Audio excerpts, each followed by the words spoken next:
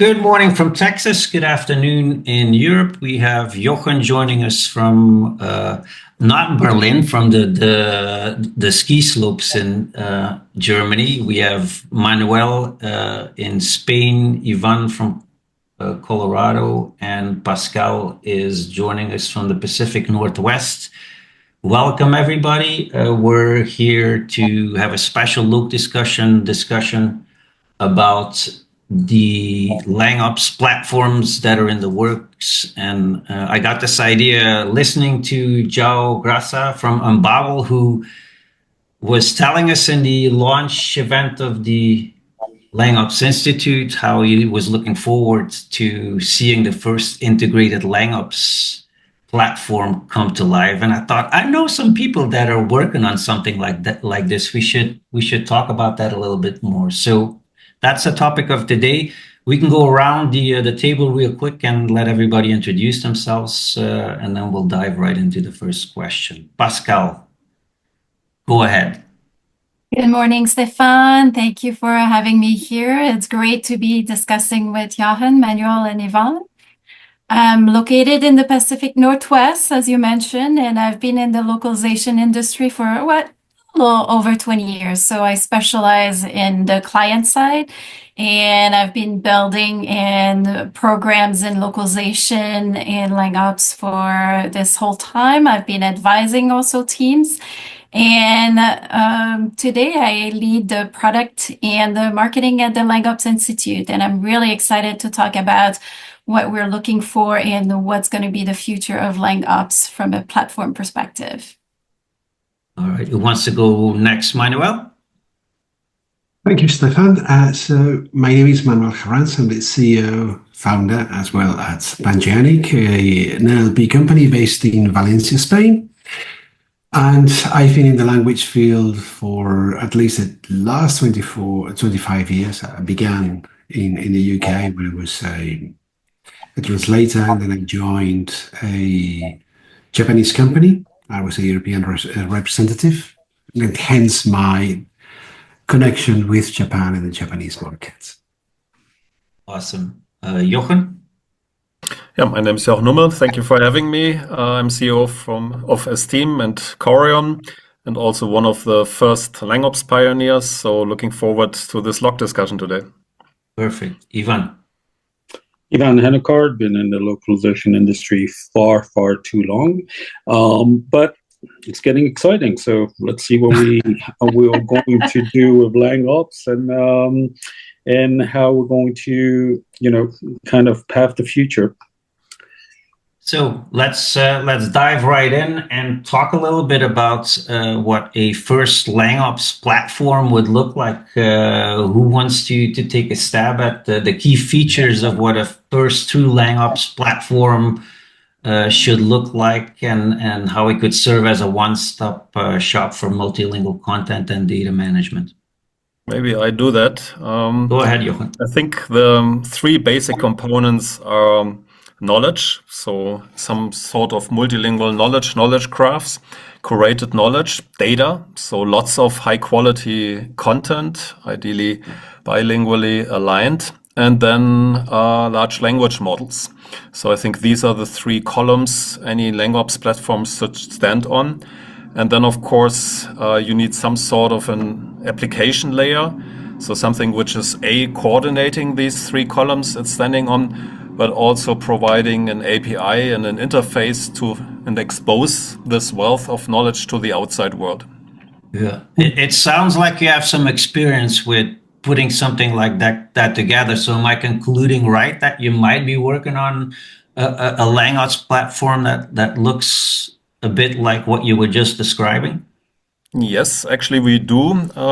We are promoting this concept of a language factory already for quite some time, and the idea of the language factory is to automate the process of content creation and content translation, and be kind of agnostic about the engines you put together in order to build a content pipeline. And the language factory already has many of these components, but primarily it's using knowledge, and it's using data, and it's using LLMs and neural machine translation, NLP components, whatever, to produce translations. But there, of course, the prime goal is to produce content, to produce multilingual content. But in LangOps, of course, it goes beyond translation. And the idea is, of course, to make that data accessible to solve other enterprise problems, which are dealing with multilingual content. And so the idea is, of course, to make this wealth of information, keep it azure and keep it synchronized, but also expose it to the outside world so that other applications like search, classification, chatbots, whatever, can be built on top of such platform.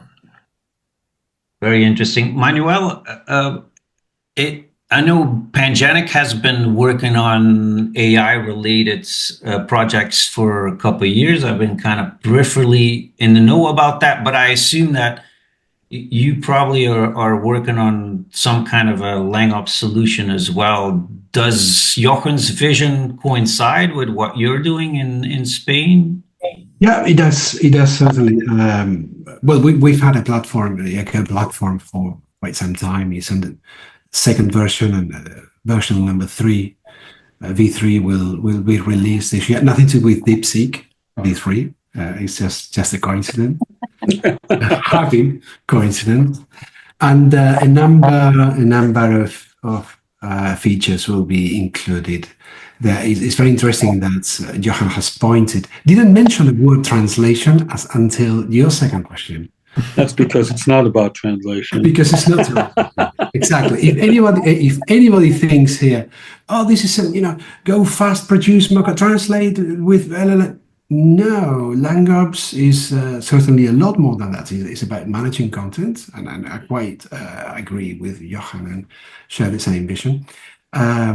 And going the full circle from creation, and okay, every client is different. So for some people, this will be more relevant. For others, will be less relevant, of course. But it's coming from NLP. Well, nowadays we say AI because NLP stopped being sexy 2 years ago, and everything is AI. If you don't say to AI, be sexy is important. It gets even more important as we grow older. Yes, unfortunately, it becomes more relevant in one's life as you keep accumulating birthdays. So, okay, to cut a long story short, yes, we're language specialists, and language is knowledge, and knowledge, not everything in knowledge, but a lot of what we call knowledge is based on language. And you can have speech, and okay, there may be audiovisual material as well, and that is not language, but it is part of a very similar operation. So being able to manage all of that with the help of knowledge graphs, of glossaries, of the different systems, different architectures, different features. Different platforms will be more prominent, perhaps, in translation. Translation is still a big part of us. Less so for other people. They'll be more concentrated on knowledge management, for example, or data creation, content creation. But that's the point. LangOps redefines the role of all of us, language practitioners or language professional. Yeah. It's kind of interesting to hear both of you talk and give your perspective from the provider side. Of course, Pascale has a lot of experience, real-world experience at the Gap, and has been involved in LangOps-related activities there. It'd be interesting to get her opinion on what the key features should be from a client perspective. What do you think is super important to have in a LangOps platform, Pascale?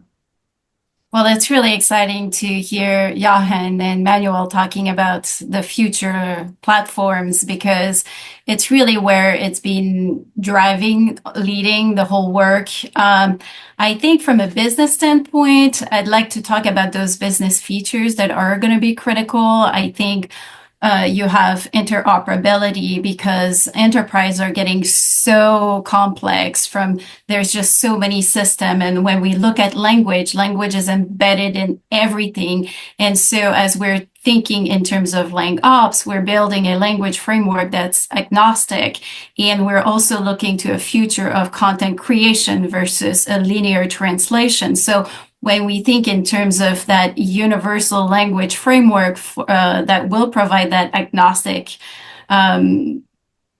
framework, sorry, I'm repeating myself here, but so language is not limited to target languages, but it's everything. So interoperability is going to be critical, modularity as well, because in enterprise, you have to do incremental change. Like when you have big initiatives, you can't really move the needle if you're trying to change everything all at once. So modularity is going to be critical, and also to expand on the experimentation, because those are all new technologies.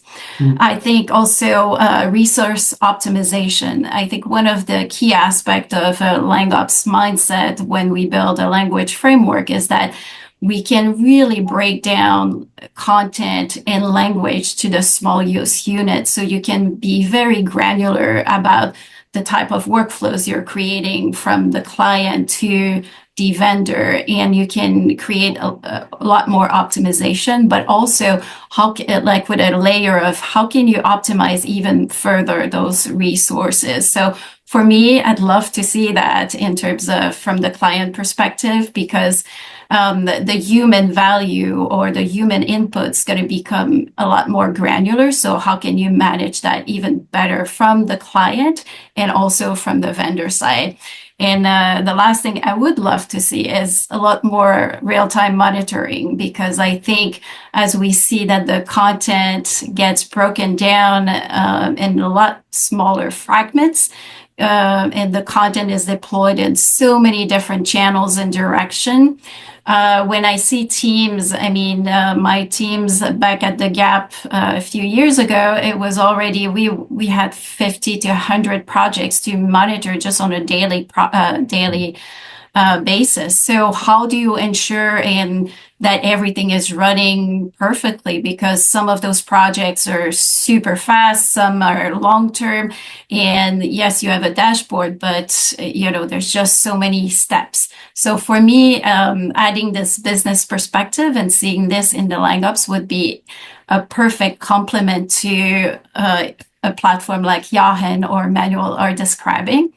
And I think also in the near future, especially for people who are listening, we talk about a future where it's about content creation and really reframing how we look at it. But I think also depending on the industry, because there's going to be a lot of diversification, there's still going to be translation, and it's not going to be a black and white. So being able to adapt and really interoperability between different workflows or platforms or technology is going to be critical, because even if you're in tech, you're going to have very little translation. But if you're in education or if you're in the government, you might still have a big body of translation, at least for the next couple of years. So how do you bring it all together will be critical. But I think a LangOps structure and framework really can carve that space for this transition. Yeah, the key word that I'm extrapolating out of everything that you've just said is flexibility, and that kind of ties in with my next question. Yvan, you have a lot of dealings outside of the United States and in Asia and the Middle East now too, as well. I assume that requirements might differ a little bit between continents, but what types of integrations do you think platforms are going to need to provide to be truly effective for global teams and working across various language, cultures, and regions? Well, I think that definitely flexibility is the key point here. I mean, what we've seen in the past few years is that customers are not looking wherever they are. They're not looking for the old black box approach where, give us all your content and don't worry about the process. Just expect a smooth outcome and, and off we go. I think that, picking up on what Pascale just said, That's a difficult word. It's a mouthful. Whatever. Interoperability. Okay. Well, I'm going to say, so I'm hoping that you scratch this, okay? So the fact that those platforms are interoperable. All right. The fact that those platforms are integrated is going to be very important. What we're also seeing when we talk to customers is that everybody wants to be, as opposed to, maybe 10, 15 years ago, everybody wants to be under the hood of the solution, meaning that, everybody wants to understand the solution. Everybody wants to, and I'm talking about client side mostly, everybody wants to be able to bring their pieces to the solution, so that a best of breed, or what is considered as a best of breed for each use case, is created. So I think that, again, it will be very important for those platforms to, have the highest level of integration possible. So APIs and all that good stuff is going to be, essential. A modular character, obviously being able to add whatever you need. I mean, everybody's, yes, obviously we're looking for a platform that can address every step of the content life cycle, but everybody's experience or everybody's requirement is a little bit different. So the ability to plug in whatever platform is required, and not to go back to the old adage of, we've got to work around for this and we've got to work around for that. That's terrible. There were limitations in the past, obviously. There's a reason why TMS was popular for, TMS platforms were popular for 25, 30 years. I think, computational power was not necessarily where it needed to be.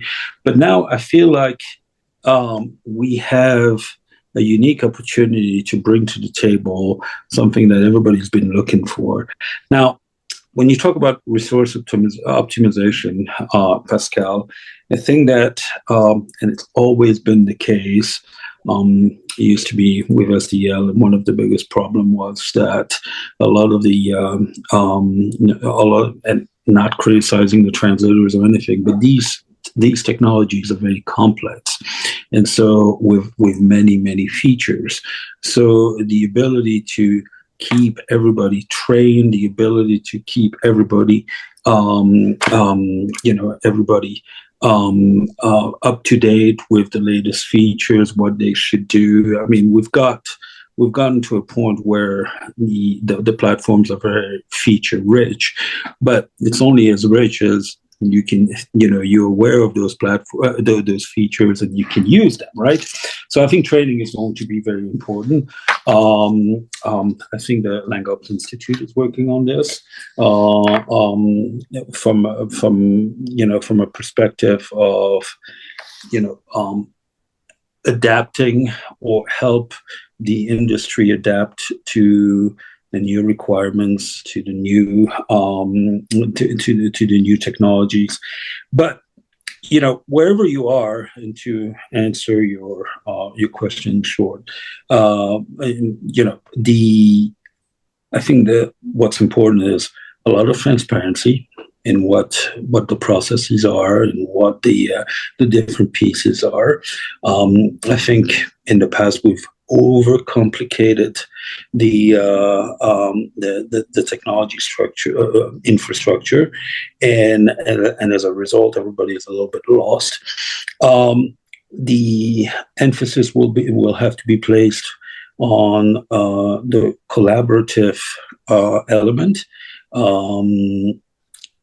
Leading to, and this is another conversation, but leading to potentially how everybody gets rewarded or compensated along the line. And and also open access. I mean, I think that the major transformation that's happened in the last 5-10 years is that we have more and more open source based platforms for in the content industry, and the ability to integrate and create a platform that is welcomes every situation, welcomes everybody, every use case is super important. So I'll finish with probably holistic approach, something that covers the whole content lifecycle, and that is not a TMS. One of the main differences, I think, as of late, is that the technological aspect has gotten a lot more accessible, and there's a sort of a democratization of access to technology that software companies are going to have to take into account.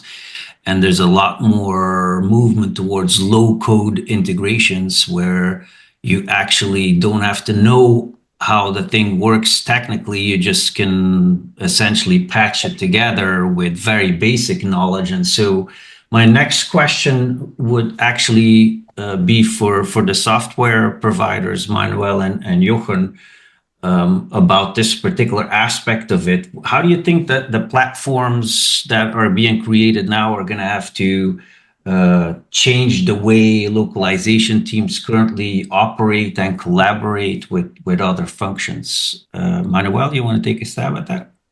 I can. Well, number one, everything's going to go to the cloud. If it hasn't done already, everything is going to be. I see very little room for any on-prem. Perhaps the last leg, perhaps some databases, but very little. And I like the idea. I think Pascale was quite right about modularity. Well, we providers will develop platforms that can process language or run language operations, different language operations. This can be transcription and translation, transcription, translation, and summarization. And I'm talking about current projects already. These operations need to be modular and need to be interoperable and technology independent or process independent, if you want. So you must be able to mix the type of queries. We've grown used to LLMs.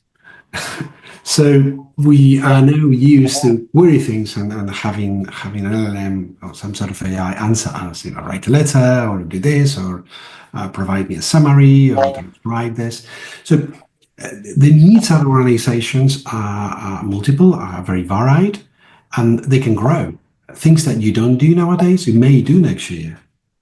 Transcription may not be in the shopping list of Pascale this year, but given the option of having transcription of meeting, well, maybe it's something to consider, and it's data that doesn't need to leave the company or can serve a purpose. So taking notes of a meeting and then translating, and then building knowledge on top of all that data that the company is providing. Very, very simple. Let me give you a very simple example, and this happened this morning. As we are changing help support platforms, okay, I'm not going to name the one we're going.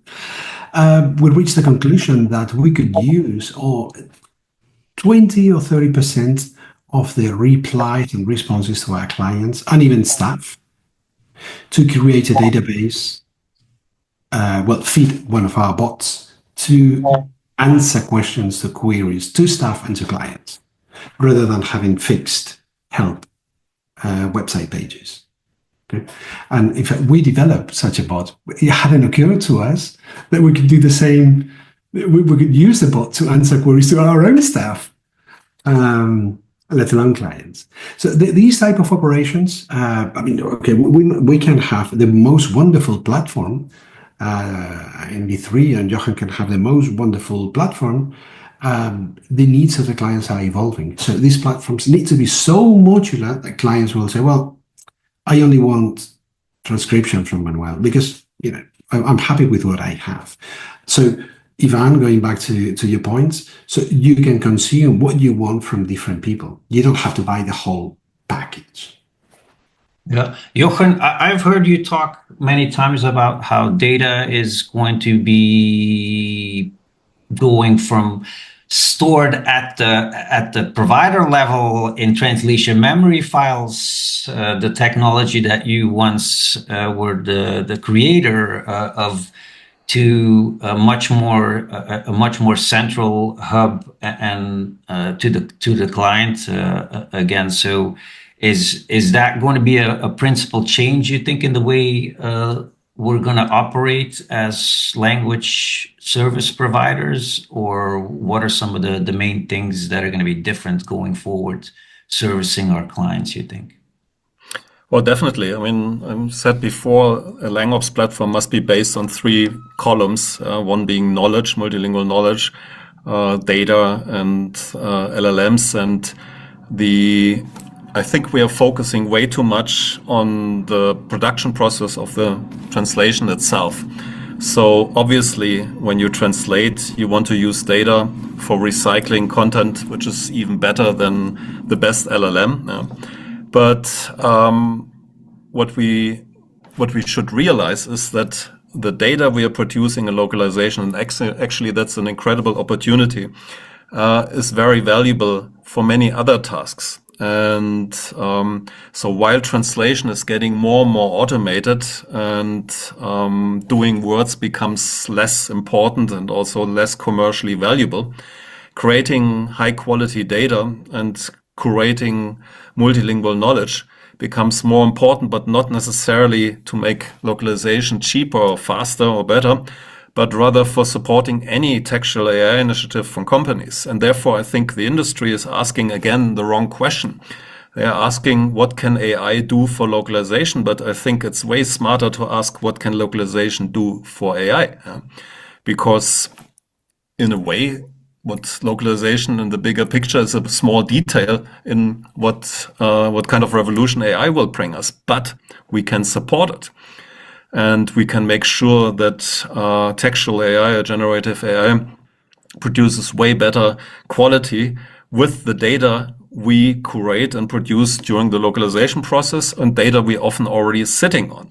So I think that's the interesting part, and that's actually the essence of LangOps. I hear so often, LangOps is just another term for localization. No, it's not. LangOps is about understanding all your customers and go way beyond localization. But the interesting part, and that's a privilege, and that's actually something our industry can flourish on, is that the data we are producing in content translation, also in content creation, is very, very valuable for supporting any textual AI application. And that's where we can move from being some sort of outsourced or process you want to cost optimize towards the center of a company where we built the core LangOps platform to enable companies to search in any language, to classify, to have chatbots, to do a lot of things, whatever dealing with multilingual data, and the data we are creating in the localization process is supporting that.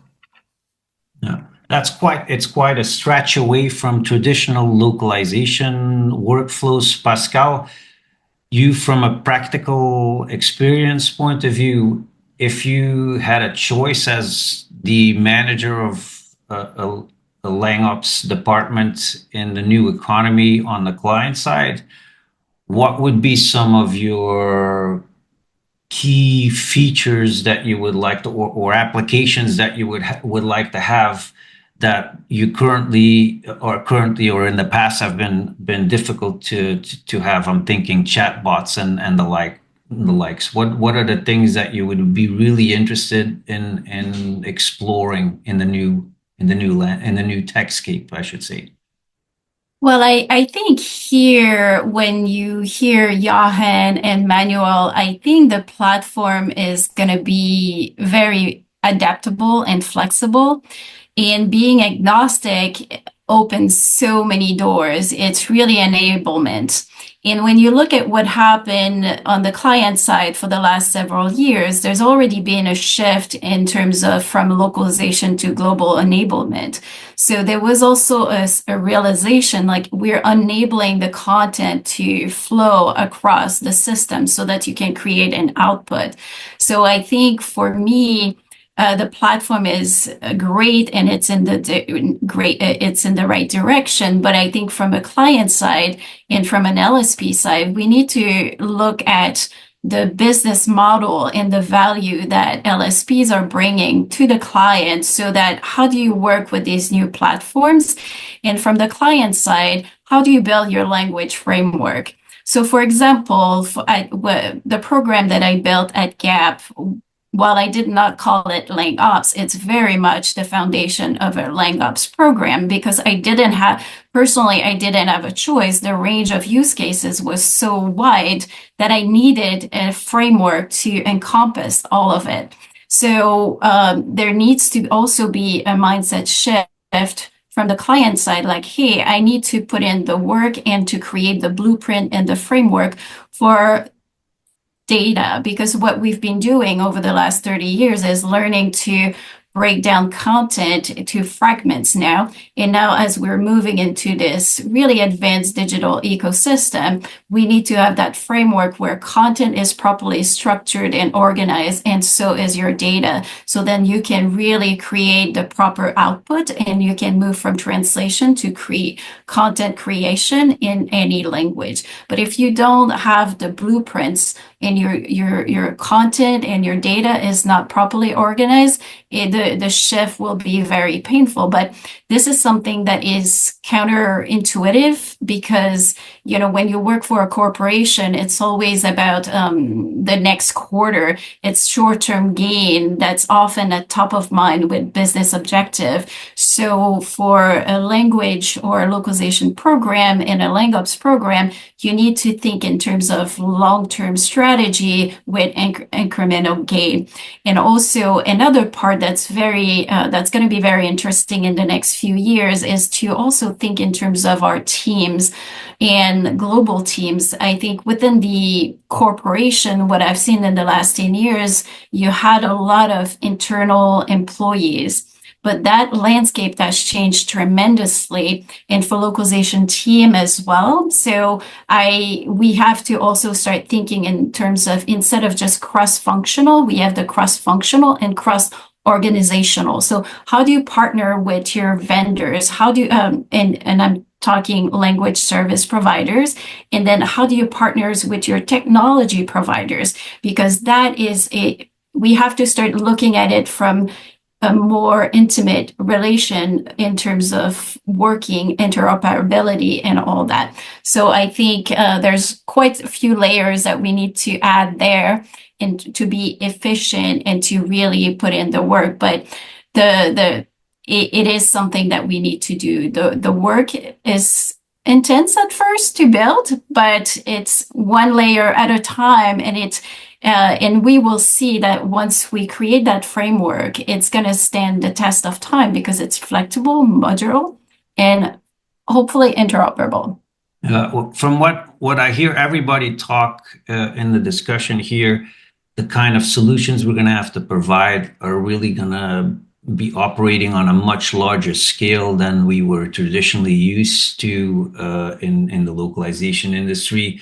Yvan, what do you think are the biggest challenges to building and scaling such a LangOps platform, and how can we satisfy both the language service providers and the enterprise level companies? Oh, you're on mute. There we go. All right. Well, I think it's going to be important to, again, look at a platform that's flexible, a platform that's modular, and a platform that's open. So the emphasis, and maybe which hasn't been placed on the integration part of the equation in the past needs to be resolved.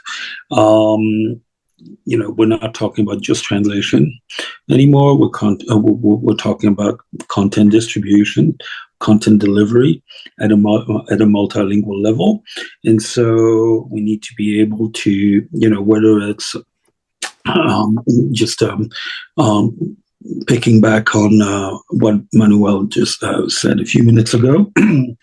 It might be that at one point you need transcription, at another point you may need data labeling or data management, another point you may need translation.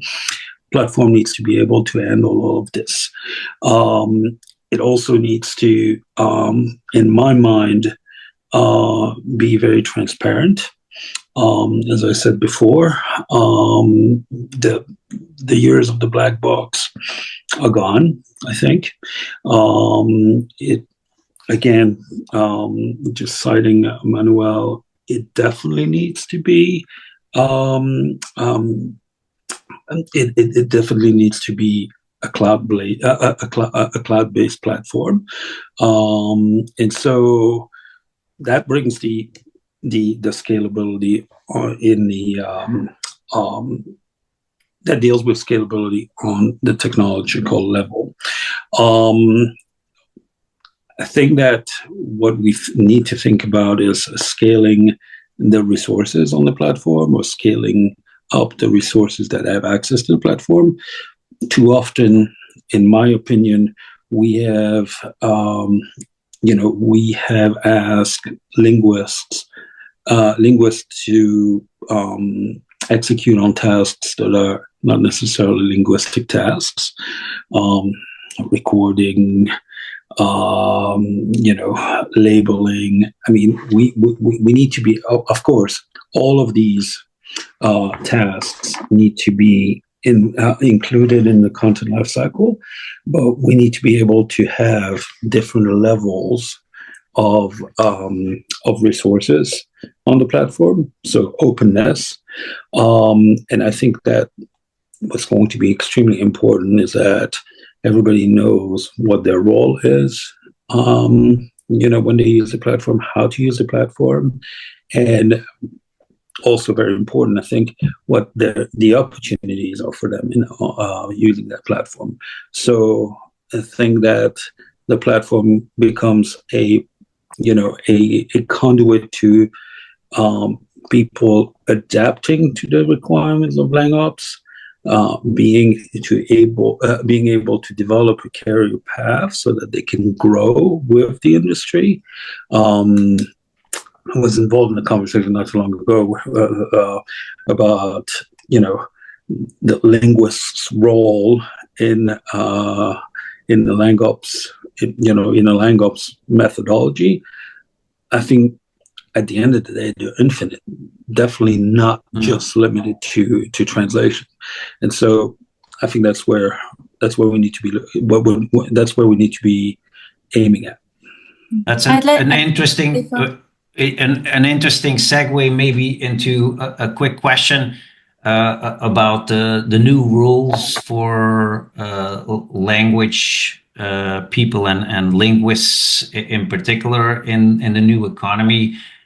Does Pascale or Manuel want to elaborate on that? And then Jochen, I'm coming with a question for you about large language models soon, I promise. Who wants to take the? I wanted to add something on Yvan's comment here, and probably also do a shameless plug for the Institute, because I think, yes, the role of the linguist is going to become a lot more specialized, and it's going to become a lot more clear. But I think at the same time, we also, as localization leaders and localization manager, program manager, whatever your role is in terms of managing and establishing a program, it's critical that you understand the content mapping in your organization and also all the processes around that content production, because this is where you will be breaking down content and task and workflows, and that's going to have a huge impact on how the Shane's going to work and what your linguist will be doing within that workflows. And at the Institute, we'll be going through and how to break down content, how to group them. And sometimes you can group your workflows based on process and impact to the audience, and they might be functionally completely different. So it's about having that holistic vision and really bringing in, but it's going to be a work that needs to be accomplished all around and synchronized together. All right. Manuel, you wanted to tag along on that one as well? Very small comment to follow up on what Yvan said, and you, Pascale, as well. We can't ask the platforms to be flexible, interoperable, provide different services, be modular, and then not expect the workforce to also be flexible about the tasks that they need to do. True, Yvan, that maybe sometimes we've asked translators to do things that they weren't trained for. Yeah, less so. I mean, if you speak a language, you should be able to annotate it in the language. True, you haven't. That's not what they taught at university. But times are changing. You know, the times of the typewriter, of the gut tool are disappearing. Isn't that a leitmotif for our careers in localization? All of us that we've had to adapt for the past 20 plus years. Not to date myself too hard, Jochen. Let's talk about large language models for a second, because it seems to me that the tech space in AI has changed in the last month or so. And with the arrival of DeepSeek, the opportunity of building your own large language model has become a lot more feasible. What are the key benefits of building something locally as far as a large language model is concerned, and what are the potential pitfalls? I mean, building, it's rather fine-tuning a model. And I mean, what DeepSeek has changed is basically the hardware requirements and with it, the cost to run your own LLM. And there are many companies, of course, who are concerned about using an LLM on the cloud because their data is sent over there and might be used to further train these systems. So now with the possibility to run something locally, of course, that fear is gone, and you can run your own LLM. On top of it, of course, you can now also fine-tune it. So fine-tune it on certain tasks and on certain data to improve its performance. And working with LLMs, there are basically two ways how you can customize it. One way is how you prompt it. And I think most of you are by now familiar with this concept of RAG, retrieval augmented generation, so that you provide with your prompt data, which enables the LLM to do a better job. But then the question is, where's this data coming from? And a LangOps platform should, of course, have access to data, should have access to knowledge, so that it can do this ragging for you and figuring out what is the best prompt. But for certain tasks, it may be even better to fine-tune a model. So instead of using a smart prompt, you already adopt it and fine-tune it on the task at hand. So, for example, if you want to do quality estimation and you have your language factory and you have tons of data which has been pre-translated, and then it goes to a human-in-the-loop process and it's coming back. Of course, you can use that data to fine-tune the model to provide quality estimation precisely on the way you do it, your company is doing it. And then it will probably outperform existing quality estimation models, or you tune it on other tasks. And all this is now possible also for smaller organizations who doesn't have the money to invest into hundreds of GPUs, because the hardware requirements, the computing requirements have come significantly down, and some companies are providing LLMs for you to install locally. And that's an incredible opportunity, of course, and this will further develop. So I think LLMs will become a building block and a tool for many, many projects. And still, of course, you have to know how to use it, how to fine tune. When it's better to use a rack approach, when it's better to use a fine-tune approach. You still have to do all these things, but at least now it's possible. And a LangOps platform should free you a lot of these tasks and a lot of these difficult situations, and provide some sort of an application layer which takes care of most of these rather difficult engineering questions. This sounds very much like the end of the road for traditional translation memories. I'm not asking you that, Jochen, because you were the original creator of Trados, so that would be too easy. Maybe Manuel or Pascale can jump in and tell me what they think an organization should do to get ready for that evolution. Here I'm sitting on 1 million words in translation memory. What do I do with that, Manuel, when we're talking about the new LangOps solutions that are coming down the pike that don't seem to need translation memory anymore? Oh, you're muted as well. You need to unmute yourself. Okay. Sorry about that. Well, it's data. And you're talking to an NLP guy here. So the translation memories are parallel corpora. That is data, and that's a godsend for any machine learning system. You have corpora running one next to another, so you can create. You can do a lot of things with it. You can't get rid of. I'm not going to say translation memories are useless. I'm not going to say that in front of Jochen here, because he would. Go ahead. It was a great idea. It was a great idea. This is the first round table. We have a live fight between two guests. Go ahead.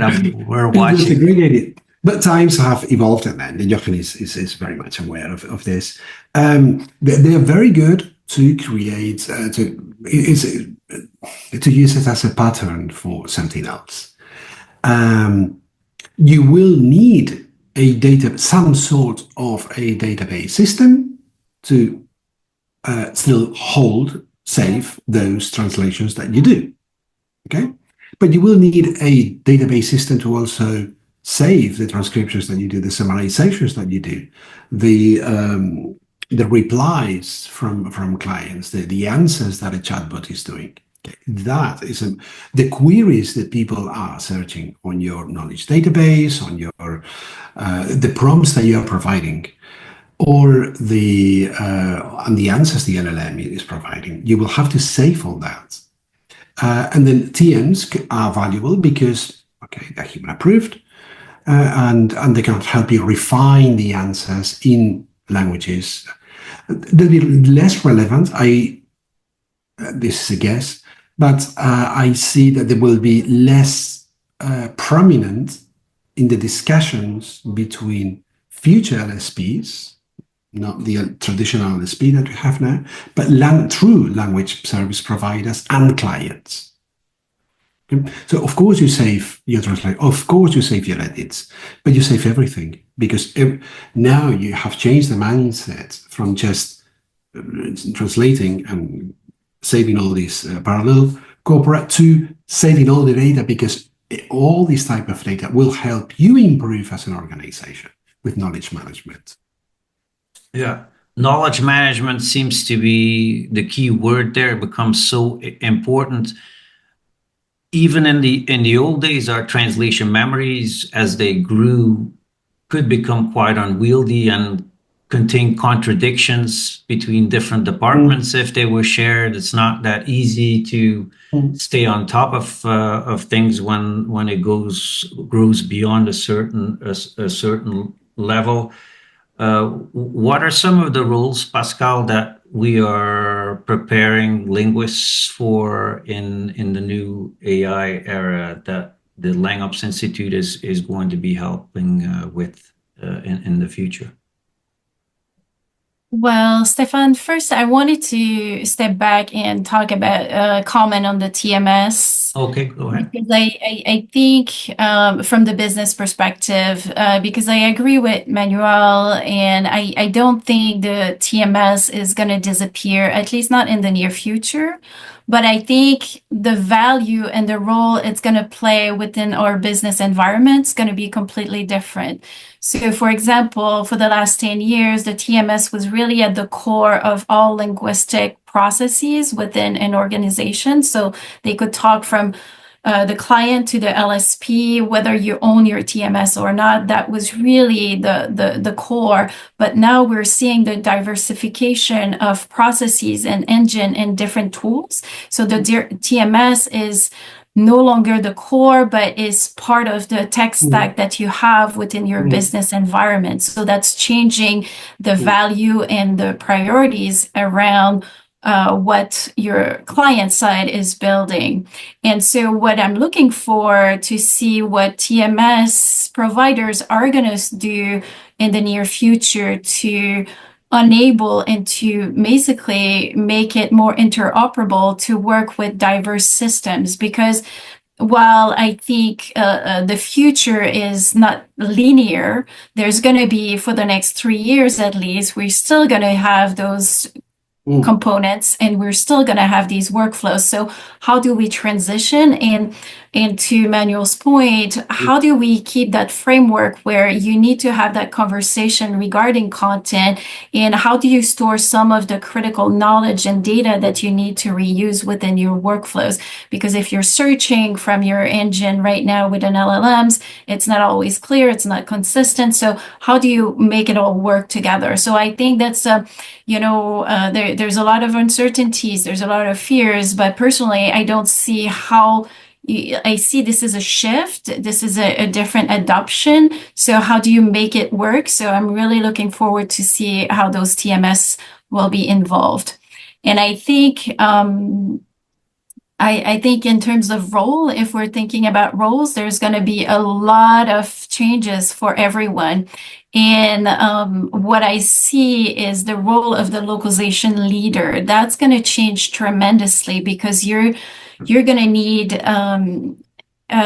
when you embed language in a LangOps framework, you're shifting to the left. So when you say LangOps, it's very relatable to DevOps, right?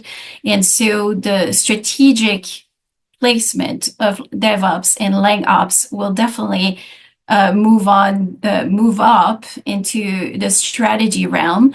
And then as a leader, language is embedded in everything. So if you have only one product, then your environment is minimal. But if you move into an environment, for example, like at the Gap, this is an environment where you had 50 function feeding in through the language operations. So you need a deep level of understanding of your language framework, but you also need such a wide breadth of learning, so that you're going to need to start working at the intersection of orchestration and also design. And are you, you're going to be a language architect, but not only that, you need that a deeper knowledge as well of understanding. So I see the role of the leader in localization increasingly strategic, but also very, very complex. So that's just one role. We can talk about many, many others, but as we will see with the LangOps, we're going to refine our classes adapted to what is the AI specific roles, but also we're going to provide adjacent knowledge for business management, strategy, and change management, because all of that's going to be critical within the next couple of years. Believe it or not, go ahead, Jochen. I would say the problem with TMS is the T. It's a translation management system, and nomen is omen, so it's out there to manage translations. And as we have said many times in this call, LangOps goes way beyond translation, and that's also why people are asking what AI can do for localization and not what localization can do for AI. So as long as we are in that space and build products which support translation, we won't have LangOps. So we need to elevate translation memories to multilingual content repositories and terminology databases to multilingual knowledge, which is not necessarily, I mean, it also improves the localization process, but it's definitely required to get out of the translation box and support multilingual AI.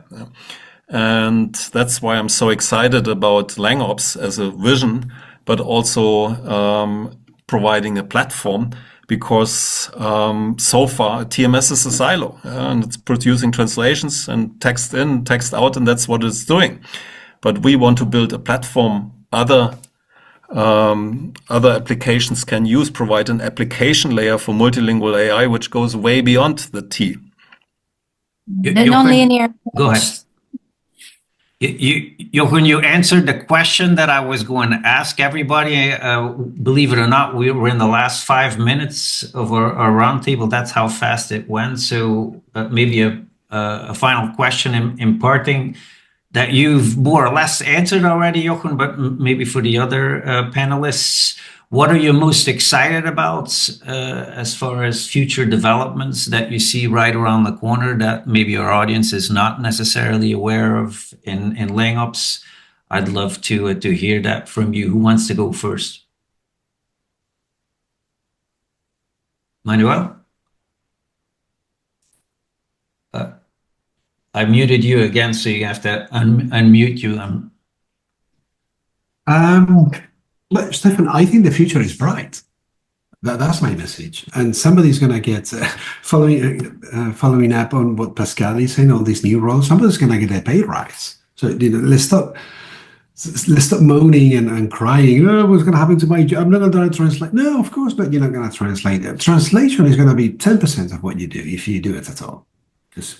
But get ready for very exciting things with different responsibilities, different roles. But the need for people to look at, and I know LangOps is not just about localization, but anyway, it's, but the needs for enterprises and companies to localize, one, manage data and extract knowledge from that data, have a safe repository, cannot increase. True, we're facing a little bit of the unknown, all of us, including me. So I'm not holding the truth. I'm not for everything, but we have a vision of where things can go, and also do professional translators or linguists or localization staff. Well, their jobs need to be elevated. But you can disagree with this. Like I said, I'm not disagreeing. I'm just moderating. I want to hear the other panelists have an opinion about this. Yvan or Pascale? Sure. Go ahead, Pascale. Go ahead. Oh, I'm excited about the possibilities. I mean, we've been in this industry has evolved so much over the last 20 years.